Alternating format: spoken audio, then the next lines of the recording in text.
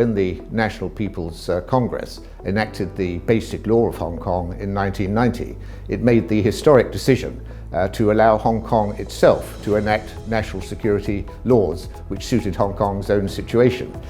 This was a very courageous step on the part of the National People's Congress, because in most places national parliaments enact national security laws rather than regional assemblies. So Hong Kong was trusted to fulfill this obligation to the rest of the country, and after 23 years, unfortunately, it hasn't been able to do so. And quite clearly, if one country, two systems is able to assist the development of China as a whole and is shown to be successful, then there's no reason at all why it should not be extended after 2047. Just last month, on May the 19th, in the United States Congress, a congressman called Scott Perry, who's a member of the Republican Party, actually introduced a resolution into the House of Representatives to authorize President Trump to treat Hong Kong as a separate, independent country. So we have to be on our alert. We can see that there are concerted forces at play who are prepared to use all types of violence to weaken Hong Kong, to undermine China, to promote secessionism, and Hong Kong needs the tools that are necessary to resist these type of activities. So the national security law, hopefully, it won't solve everything, but hopefully it will go a long way to protecting Hong Kong and protecting China from these type of wicked activities. Hong Kong, of course, is very important to China. It's an important legal centre, it's an important financial centre, it's an important business centre. A lot of China's foreign direct investment comes through Hong Kong, and Hong Kong has a great deal to contribute in the future to the development of China, particularly in the Greater Bay Area, but also on the One Belt, One Road initiative.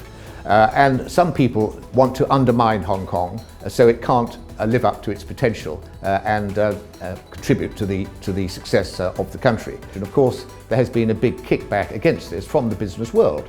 I mean, quite clearly the business world doesn't want violence, doesn't want instability. This is why, for example, the major companies such as Hong Kong and Shanghai Bank, such as Standard Chartered Bank, such as Swire Group, such as the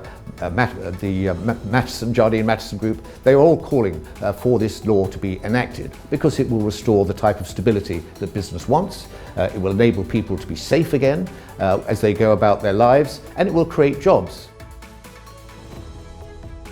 These countries themselves all do have their own national security laws, such as the United States, which has some 12 national security laws, including terrorism legislation, including the Homeland Security Act, including the Patriot Act, and so on. And they all have substantial agencies which are responsible for enforcing that type of legislation. And these people are very happy to see Hong Kong unable to properly defend itself, because that enables them to take advantage of the weaknesses in our legal system in order to exploit the system and to try to undermine China by using hostile forces here in Hong Kong. So quite clearly, no society would allow this type of situation to carry on. Why do I say that? Well, it's targeted primarily at those who are determined to undermine national security.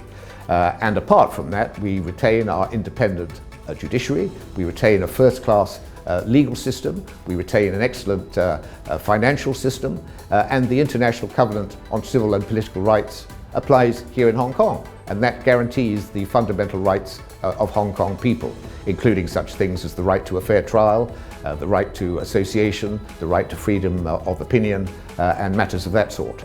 And so people can feel assured that their legal rights are being protected, and that the incoming law won't affect that situation. Definitely, the rest of China has waited for 23 years for Hong Kong to enact its own national security law. It has been unable to do so. The gap in our legal machinery, which has resulted, has been ruthlessly exploited by anti-China forces, both in Hong Kong and internationally.